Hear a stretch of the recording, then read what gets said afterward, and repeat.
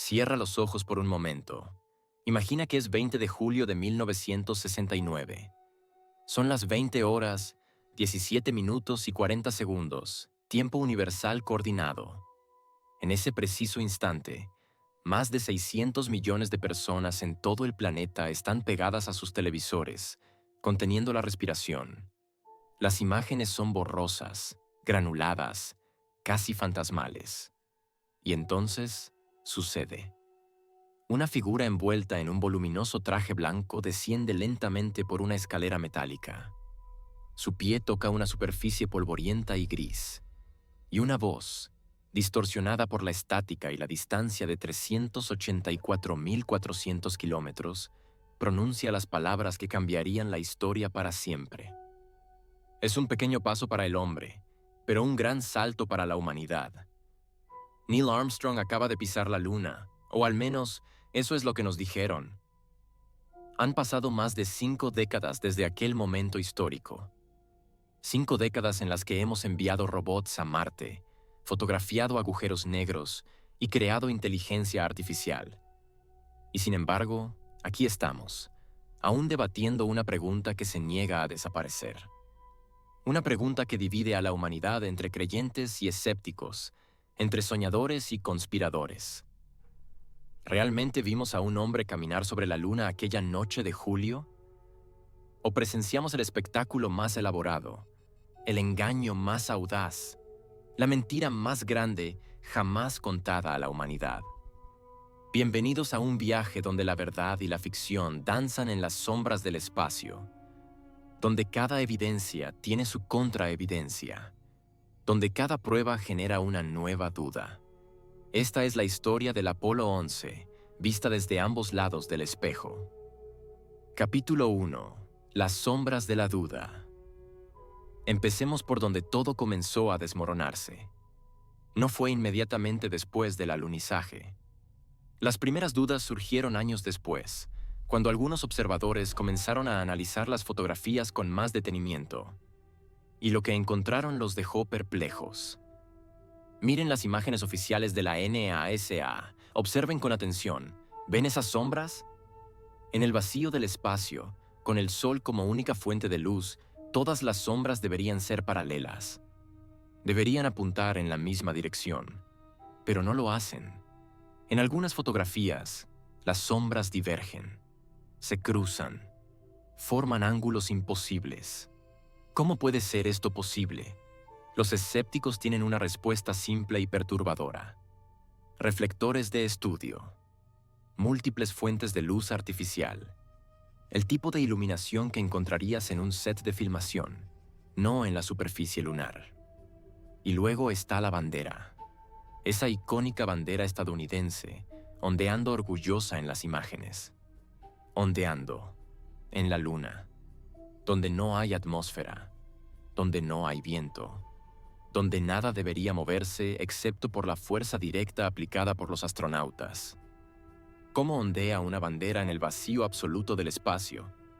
Pero las anomalías visuales son solo el principio.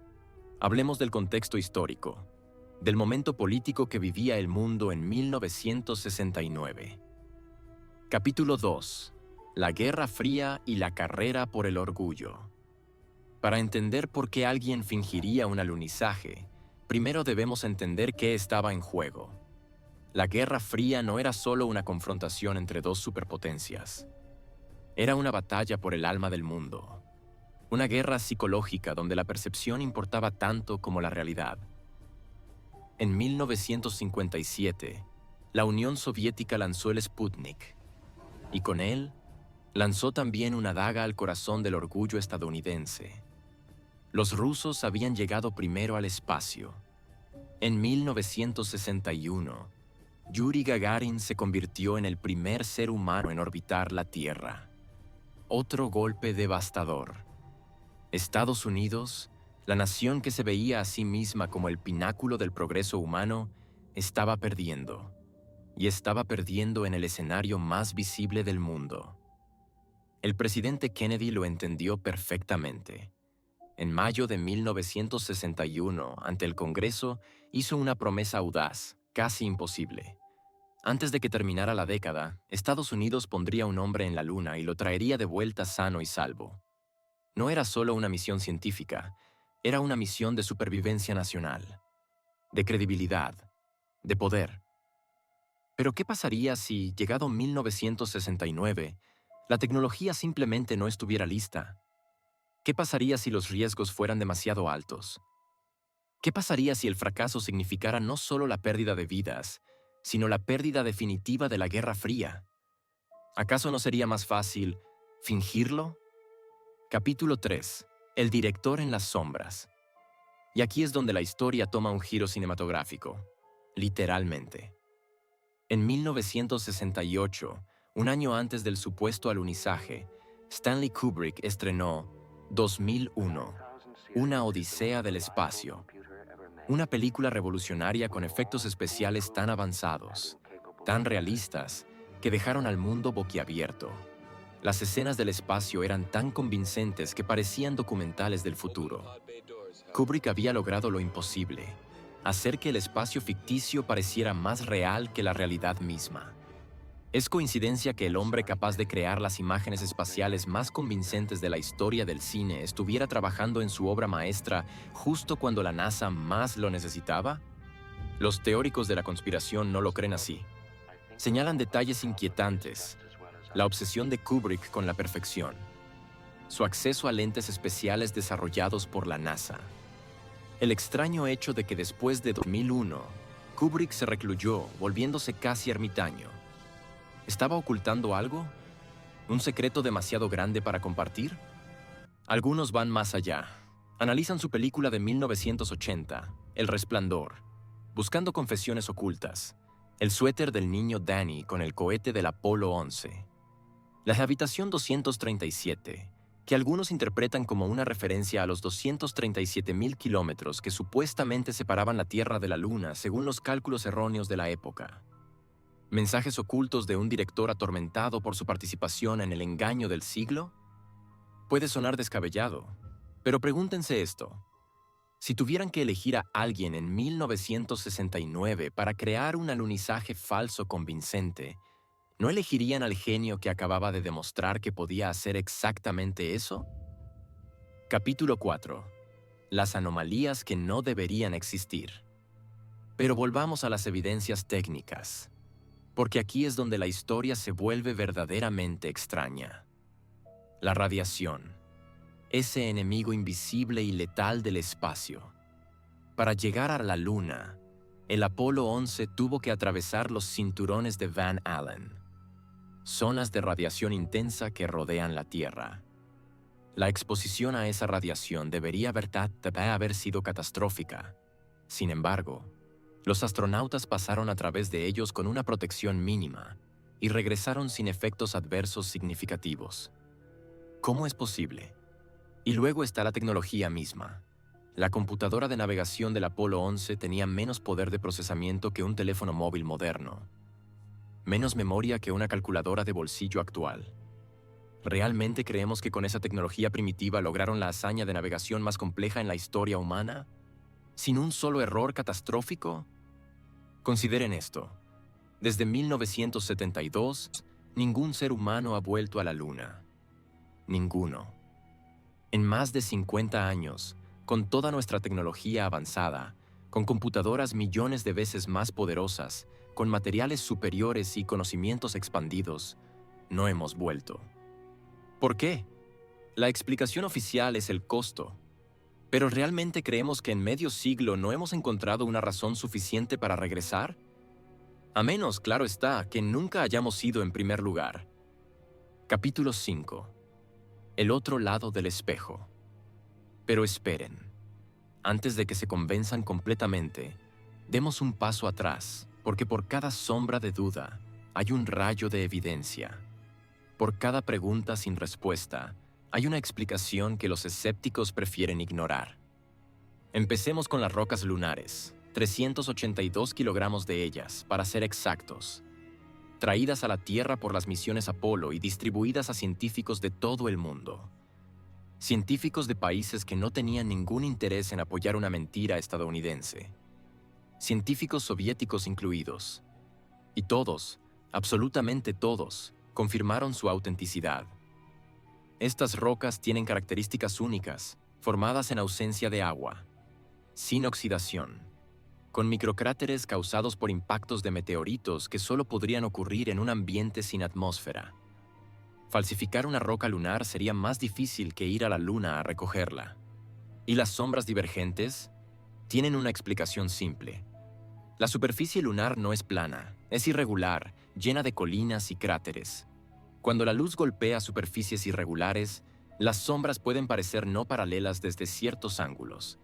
Es perspectiva básica, no conspiración. ¿La bandera ondeante? No estaba ondeando. Tenía una varilla horizontal en la parte superior para mantenerla extendida. El movimiento que se ve en los videos es el resultado de los astronautas girando el mástil para insertarlo en el suelo lunar. Una vez que dejaron de tocarla, la bandera permaneció completamente inmóvil. Pueden verificarlo en las horas de metraje disponible. Capítulo 6. Los testigos silenciosos. Pero hay evidencias aún más contundentes, evidencias que los conspiracionistas raramente mencionan. Los retroreflectores, espejos especiales dejados en la superficie lunar por los astronautas del Apolo. Hasta el día de hoy, científicos de todo el mundo disparan láseres a estos reflectores y miden el tiempo que tarda la luz en regresar. Es así como sabemos, con precisión milimétrica, la distancia exacta entre la Tierra y la Luna en cualquier momento dado.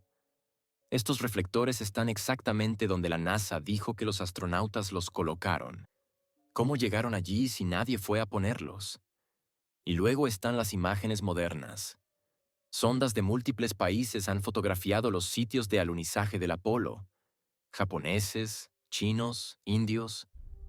Todos han capturado imágenes de los módulos lunares, las huellas de los astronautas, los instrumentos dejados atrás. ¿Están todos estos países participando en la conspiración estadounidense?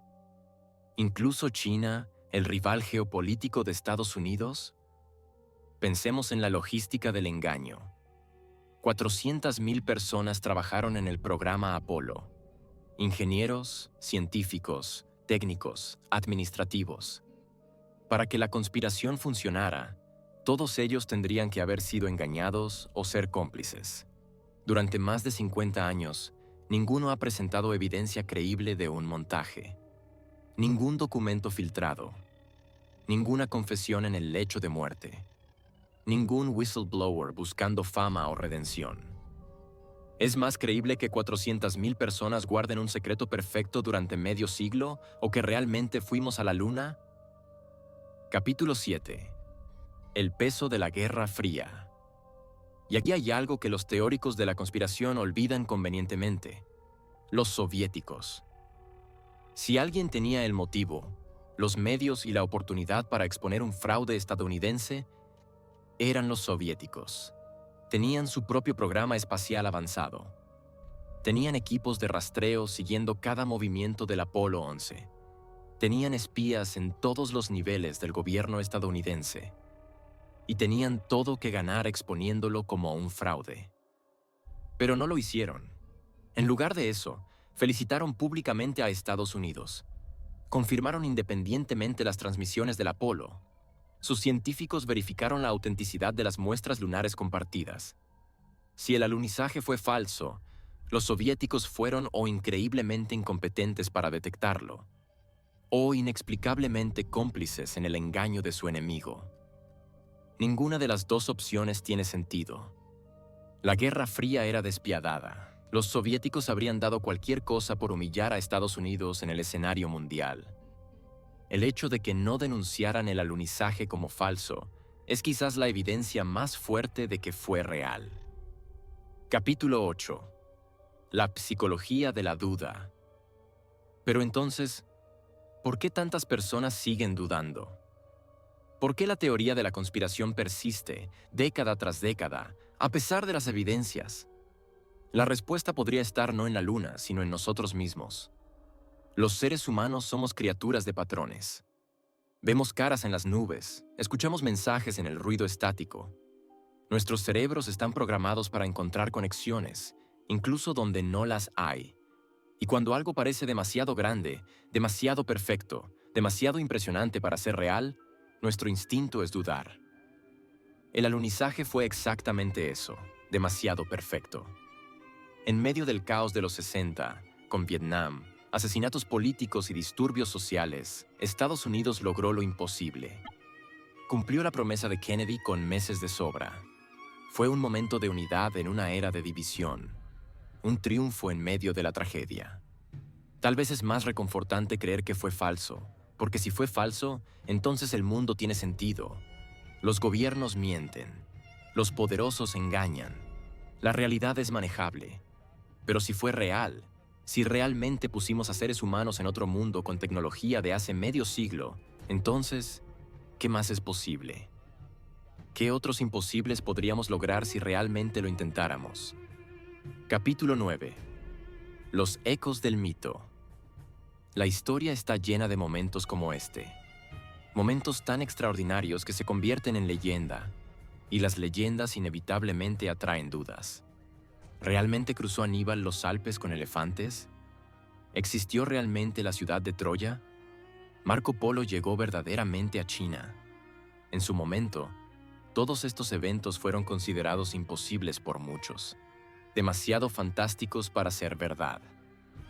Pero aquí está la diferencia crucial. El alunizaje ocurrió en la era moderna, en la era de la documentación obsesiva, de las transmisiones en vivo, de la verificación independiente. No estamos hablando de historias transmitidas oralmente a través de generaciones. Estamos hablando de un evento presenciado en tiempo real por cientos de millones, documentado por miles de fuentes independientes, verificado por enemigos declarados. Y sin embargo, la duda persiste, porque la duda es más fácil que el asombro. El cinismo es más cómodo que la maravilla. Es más seguro asumir el engaño que aceptar que los seres humanos son capaces de grandeza genuina. Capítulo 10. El legado de la incertidumbre. ¿Y si les dijera que, en cierto sentido, no importa? No importa si creen o no. Porque el verdadero legado del Apolo 11 no está en si ocurrió o no, sino en lo que representa, en lo que nos dice sobre nosotros mismos como especie. Si fue real, entonces somos capaces de lo extraordinario. Somos la especie que miró a las estrellas y dijo, iremos allí. Somos los descendientes de exploradores que no se conformaron con el horizonte conocido. Somos herederos de un legado de audacia casi suicida y brillantez técnica. Si fue falso, entonces somos los maestros de la ilusión. Somos la especie capaz de crear mitos tan poderosos que moldean la realidad. Somos los arquitectos de narrativas tan convincentes que pueden unir o dividir a la humanidad. Somos creadores de sueños tangibles. En cualquier caso, somos extraordinarios. Capítulo 11. Las preguntas sin respuesta. Pero hay preguntas que permanecen. Preguntas que ni los creyentes ni los escépticos pueden responder completamente. ¿Por qué la NASA perdió la tecnología para ir a la Luna? Dicen que destruyeron los planos del Saturno V porque era demasiado caro mantener la infraestructura. Pero destruir el conocimiento de la hazaña más grande de la humanidad, ¿no es eso sospechoso? ¿Por qué tantas de las cintas originales del alunizaje fueron borradas y reutilizadas? La NASA admite que borraron las cintas magnéticas originales de la mejor calidad. Las imágenes que vemos hoy son copias de copias. ¿Negligencia o encubrimiento? ¿Por qué Neil Armstrong, el primer hombre en la Luna, se volvió tan esquivo después? Raramente daba entrevistas, evitaba los eventos públicos. Para alguien que logró la hazaña más grande en la historia humana, vivió el resto de su vida en las sombras. ¿Humildad o culpa? ¿Por qué Buzz Aldrin, cuando le preguntaron si fue a la Luna, una vez respondió que no fuimos allí antes de corregirse rápidamente? ¿Un lapsus verbal o un momento de honestidad involuntaria?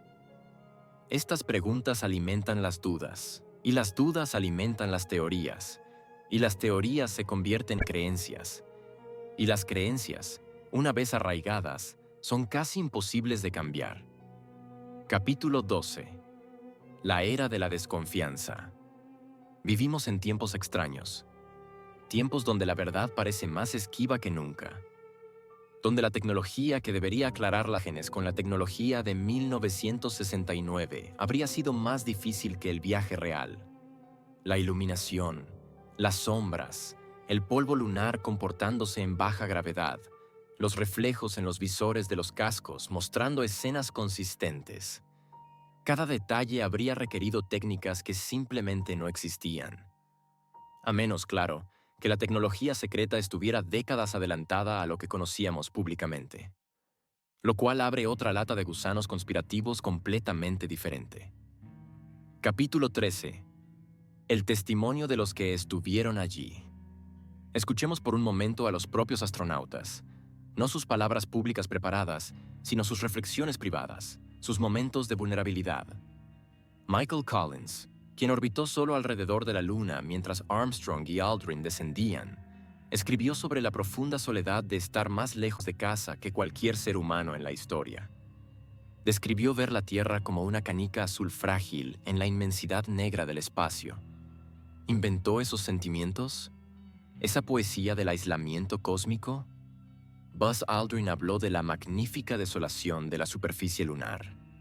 Dos palabras que capturan perfectamente la paradoja de estar en un lugar completamente alienígena pero hermoso.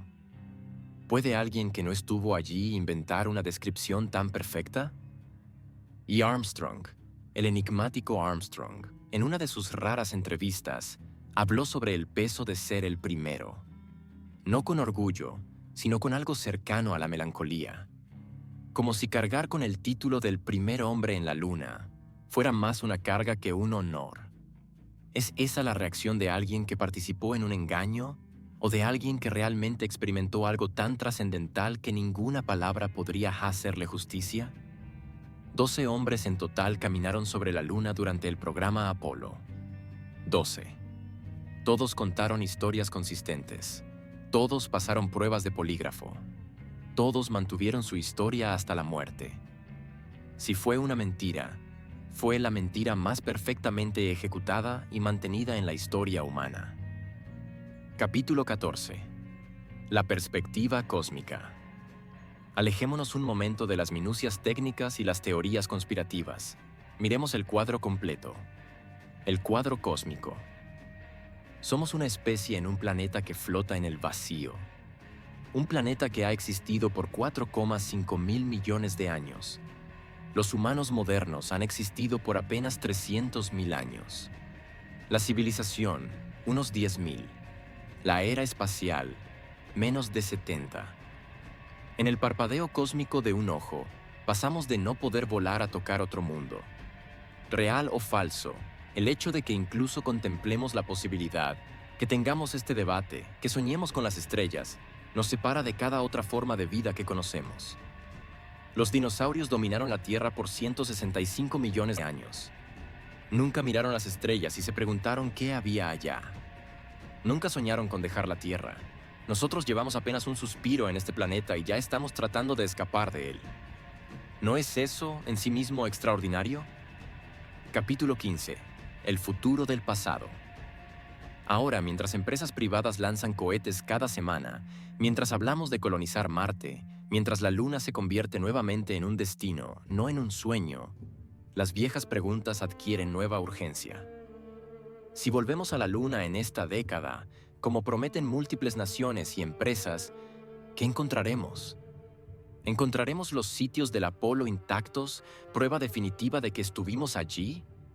¿O encontraremos nada? China planea enviar taikonautas a la Luna. India, Japón, Europa, todos tienen planes lunares. SpaceX promete viajes turísticos alrededor de la Luna. Blue Origin sueña con fábricas lunares. La Luna está a punto de convertirse en Times Square. Y cuando eso suceda, cuando los nuevos exploradores pisen el regolito lunar, cuando transmitan en 4K desde la superficie, cuando los turistas se tomen selfies con la Tierra de fondo, ¿se acabará finalmente el debate? O tal vez, solo tal vez, surgirán nuevas teorías. Porque la duda, una vez sembrada, es difícil de erradicar. Y siempre habrá quienes prefieran el misterio a la mundanidad, la conspiración a la coincidencia, la sombra a la luz. Capítulo 16. Lo que nos dice sobre nosotros. Al final del día, el debate sobre el alunizaje revela más sobre nosotros que sobre lo que realmente sucedió en 1969. Revela nuestra necesidad de héroes y nuestra sospecha de ellos, nuestro deseo de grandeza y nuestro miedo a ser engañados, nuestra capacidad de lograr lo imposible y nuestra capacidad de dudar de nuestros propios logros. Somos la especie que puede poner un hombre en la luna y la especie que puede convencerse de que nunca lo hizo. Somos capaces de la hazaña técnica más extraordinaria y del escepticismo más profundo. Somos creyentes y escépticos, soñadores y cínicos, exploradores y conspiradores.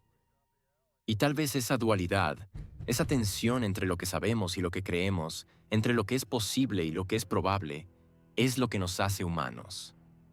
Es lo que nos impulsa a seguir preguntando, seguir explorando, seguir dudando. Epílogo. La pregunta eterna.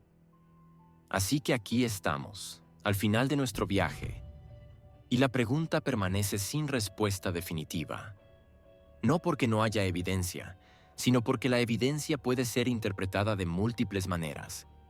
No porque la verdad sea incognoscible, sino porque hemos elegido, consciente o inconscientemente, mantener vivo el misterio. El 20 de julio de 1969, algo extraordinario sucedió. De eso no hay duda. Ya sea que Neil Armstrong realmente pusiera su pie en el polvo lunar, o que la humanidad ejecutara el engaño más audaz de la historia, ese día marcó un punto de inflexión en nuestra historia colectiva. Cambió cómo nos vemos a nosotros mismos. Cambió lo que creemos posible. Cambió nuestra relación con el cosmos y con la verdad misma. Tal vez la pregunta no es si fuimos a la luna. Tal vez la pregunta es, ¿importa?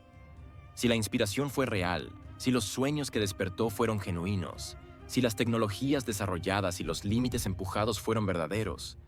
¿Importa si el pie de Armstrong tocó polvo lunar real o polvo de un estudio en el desierto de Nevada? Para algunos, sí, importa desesperadamente. La verdad importa. Los hechos importan. La diferencia entre realidad y ficción es la línea que separa la cordura de la locura, la civilización del caos. Para otros, el mito se ha vuelto más poderoso que cualquier verdad podría ser. El alunizaje, real o imaginado, nos dio permiso para soñar en grande. Nos mostró que no hay límites excepto los que nos imponemos. Nos unió, aunque sea brevemente, como especie, no como naciones. Y así, mientras miran las estrellas esta noche, mientras ven la luna colgando en el cielo nocturno, inmutable, eterna, inalcanzable, pero tentadoramente cerca, pregúntense, ¿qué creen? ¿Fue el primer paso en la luna el triunfo más grande de la humanidad? ¿La prueba definitiva de que no hay frontera que no podamos cruzar? ¿No hay desafío que no podamos superar? ¿O fue el engaño más elaborado jamás perpetrado? ¿Una ilusión tan perfecta que se convirtió en verdad a fuerza de repetición? La luna guarda sus secretos. Armstrong se llevó los suyos a la tumba. Y nosotros, los herederos de aquella noche de julio, quedamos con las preguntas. Preguntas que tal vez nunca serán respondidas completamente. Preguntas que tal vez no deberían ser respondidas. Porque en el espacio entre la certeza y la duda, entre el mito y la realidad, entre la Tierra y la Luna, existe algo precioso. La posibilidad de que somos más de lo que parecemos, de que podemos lograr lo imposible, de que el próximo gran salto para la humanidad está a solo un pequeño paso de distancia. ¿Mito o realidad? La respuesta, queridos espectadores, no está en las estrellas, está en ustedes.